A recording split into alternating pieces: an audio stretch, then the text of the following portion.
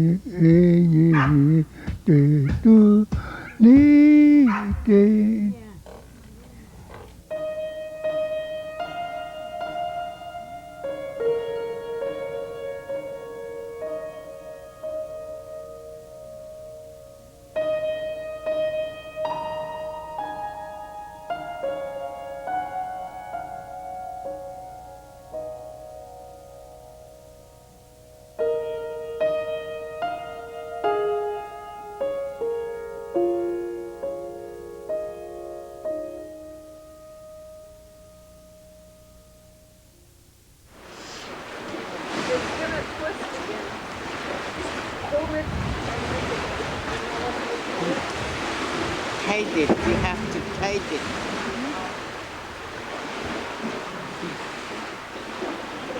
I wanna learn how to do Helen's way too.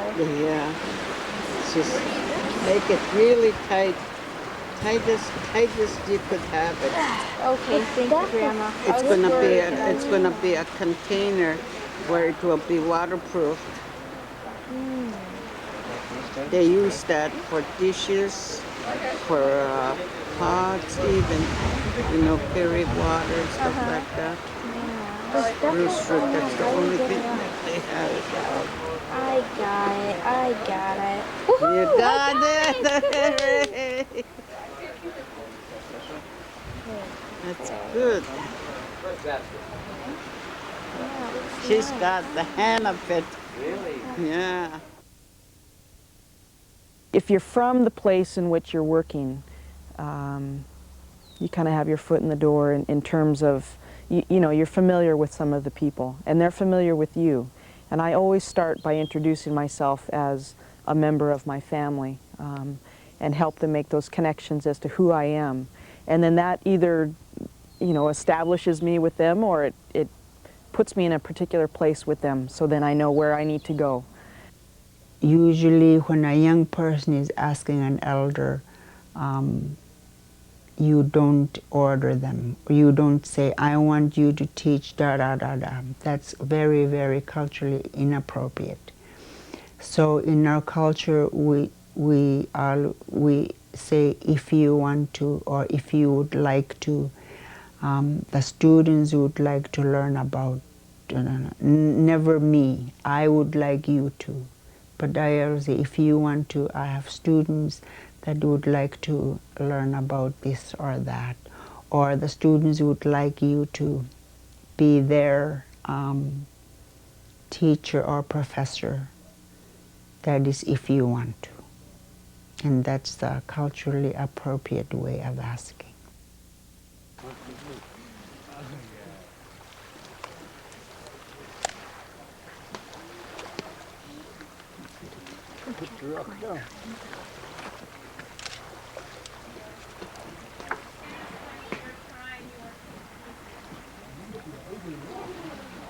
Okay. So how often are you going to check it? Or how, I mean, when will we see this critter? In the morning. If you leave it alone, the longer you leave it alone, the sooner you'll get a... Squirrel. Let's go. If you keep checking, he ain't gonna get in there. You'll be afraid. For me, if I was an outsider and I went to a village, I would present myself to the elders in different ways before I would ask them. So let the elders get to know me first, what my personality is like, what I'm interested in, or just let the elders, a lot of them probably know already what kind of a person you are because they have real keen sense of observation. But to be around and after having let the elders get to know you, then you have a much better, your way is kind of clear to ask them. But I just wouldn't go and just ask them out of the blue. The greatest lesson I've learned from elders is patience. You know, things will happen the way they need to happen, and if we try to control too much, it won't work out. And I think the same is true with elders and people in general. Giving each other the time and space can sometimes be the best thing for a situation. So I think that doing things on their terms is important. Approaching them where they are, going to where they work, going to their home, taking the time out of your day to spend with them. And don't expect to stop by for just 10 or 15 minutes. You need to go in and sit down and drink some tea with them, or have them sit, have them walk you around their yard or whatever it takes. I could go only a certain part on the jump rope song, and I was teaching it to the students, and I was writing it down, and I couldn't remember the middle part. And we were out, I was out, and some of the elders were sitting down on the sidewalk looking at something that was going on. So I went and I sat by them. And when they weren't talking, usually nobody's talking, so I started singing that song.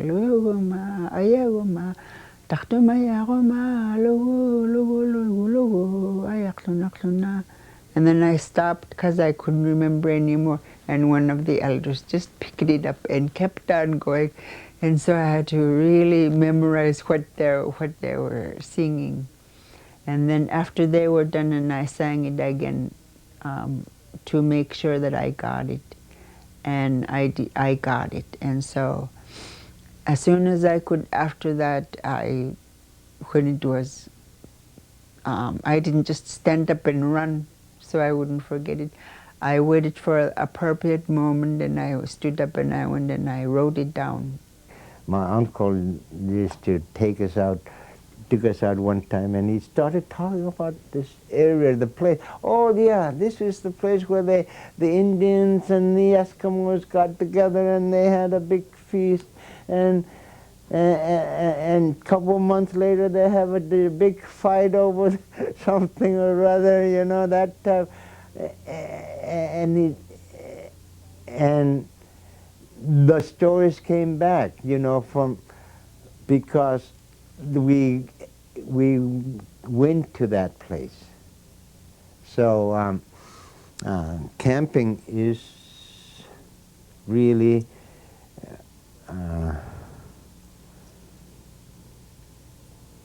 should have that aspect of history. It's not just going out camping and just putting up a tent and all of that, but it's a time for some of the elders to start talking about how they lived their life 50 years ago, some of the ways when I was growing up too, some of the ways the elders would teach us is, for instance, before movies, every single time before movies, we always had an elder talk to us. That was a given in a village. Anytime they're going to have a skimo dance, an elder would stand up and talk. Anytime there's any community activity, the first order of business was always an elder talking to the audience. And I don't know if that happens like that anymore, unless the cities or the villages themselves make that, bring that back. So you have elders talking to you no matter when, where, whenever there's any village meetings or village activities going on. An elder should be given that space to speak first before anything happens.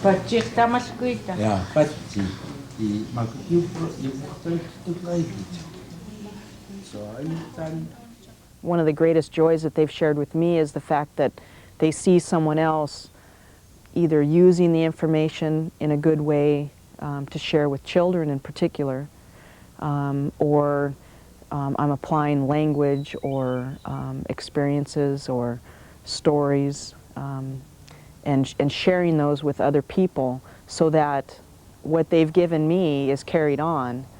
And so when they see children doing those things, they know that they've contributed something and it's going to go on.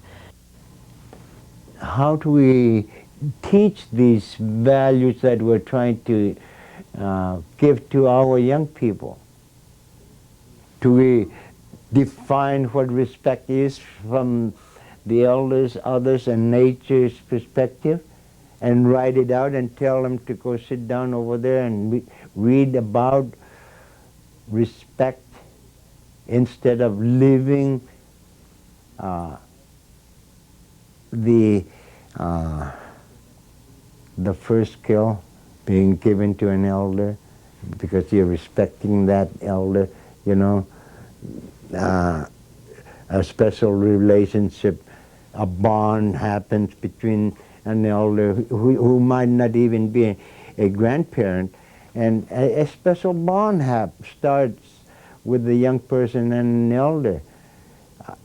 And we're going to lose, if I tell my grandson our interactive relationship wouldn't happen if I just let him go and read something out of a book to teach him the Iñupiaq values. It just doesn't, that's what we would be, I'm afraid sometimes that from an oral tradition to a Western educational system, which is written, reading, writing,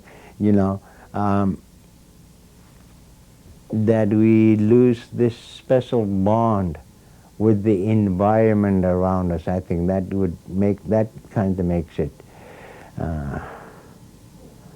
hard. It just, I think it takes the heart out of it, we need to have some kind of a heart into the way that we teach our young people. Elders are not like computers. You shouldn't use them as computers, just to get knowledge and record it and then just let it sit. Because the elders' knowledge to me is just as viable today for living a good life than if the knowledge is sitting there on videotape or on audio tapes or in a book. Not everything I do with elders needs to be recorded or written down or photographed. They're relying on us to remember also, and to listen well enough so that we will remember. They want us to learn the way they learned. After all, they're 70, 80 years old and still remembering those things. And if we don't train ourselves to do as they did, then we're not carrying on what they want us to carry on. Many of the knowledge that we've gained from elders, a lot of times Western people or school districts don't know what to do with it. And when you don't know what to do with like native knowledge or indigenous knowledge, ask people that know. Ask people that know how to do, what to do with it.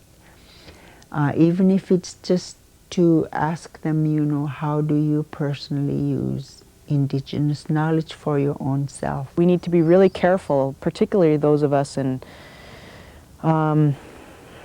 professions, you know, such as teaching or, you know, working in museums or doing archaeology or, you know, those kinds of things where we can be sort of seen as takers. We need to be careful that whatever it is that we have elders share with us, we give back to them in some form, whether it be, you know, copies of the poster we've made or copies of a story that they've shared with us. We need to make sure that we have permission to put those in that particular format, and we need to always remember that whoever shared that information with us should be the first recipient of whatever it is that we make. It's supposed to be birch. Is that birch? Birch kindling. Okay. It's not just that. Birch bark, you see? Where? Which one? Where do you see it? Oh yeah. There it is. Birch.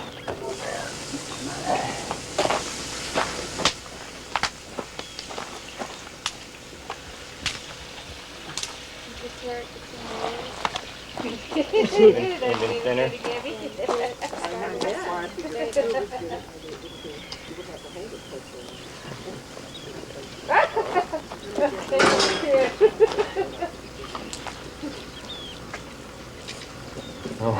Just get it started for you. Get your wood ready. Just pile it on there. Yeah. Yeah. Look at that. Okay, get your wood ready to pile it.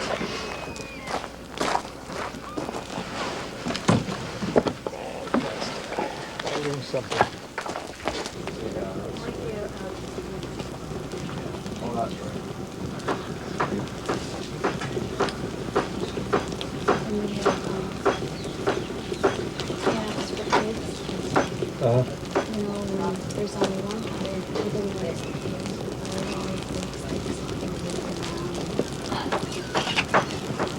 so what we do is we take one of the lessons is that they make their own color.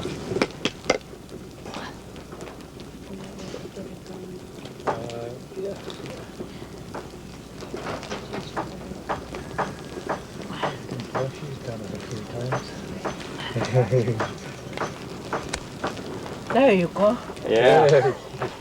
Thank you very much for that lesson. Me too.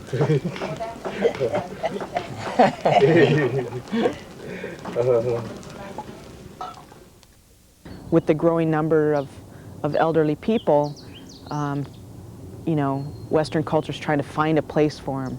And I think that what we need to remember is that they've always had a place, and we just need to offer them their seat back, you know.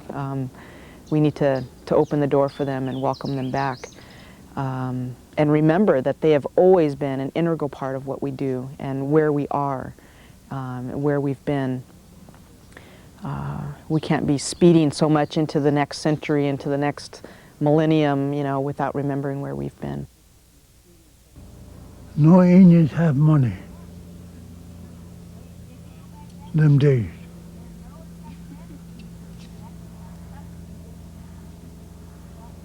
I remember that I had just 15 cents when I got married. And I still have that. You still have the same 15 cents? Yeah? You never spent it on your wife? No. Oh. What an Indian. What an Indian.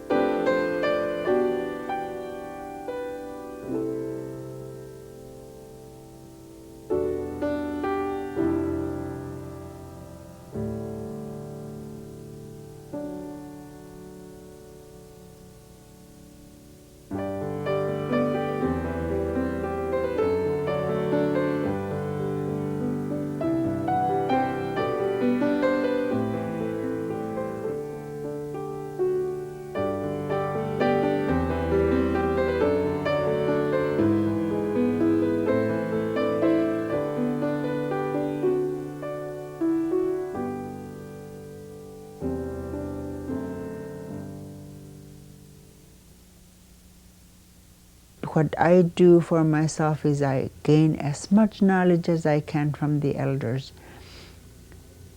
And even to the point where the people that are above you might look at you and say,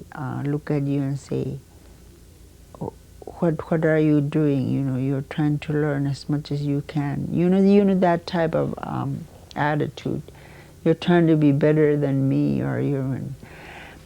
But just disregard that and learn as much as you can about your language, your culture, and then when it comes time, along the way, somebody will say, hey, you're on your way to becoming an elder. And just because somebody says that to you, you don't stop learning, you don't stop asking, you don't stop memorizing, you don't stop doing things. And if we use that attitude, if we follow that attitude, we're going to have some really good elders still in the future, even though we say our elders have died. So, because long time ago they kept being replaced, because that's the way the culture went. The next one group of elders die off, there's somebody else that took their place. They die off, somebody else take that place. But it's not like that today. We have elders and there's nobody to take their places. So somewhere along the line, no matter how young you are, you have to put yourself, take the responsibility and put yourself in the position. So when it comes time for you to be the eldest, you know, in those stretch of years, that people will look at you as an elder. So you can't just stop and say there's no more elders. We have to still continue to produce elders.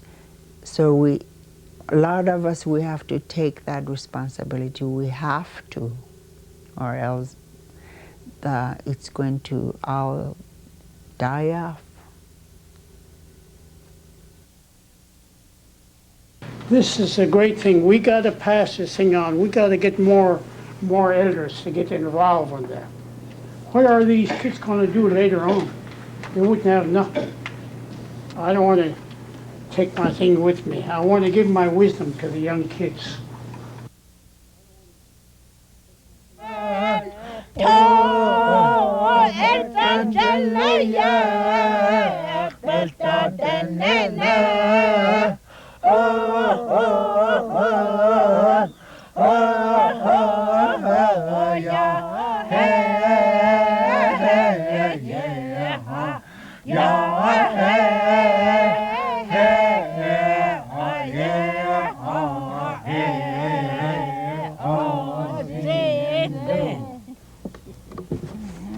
Well, that's okay. Yeah, well done. Eh? Well done.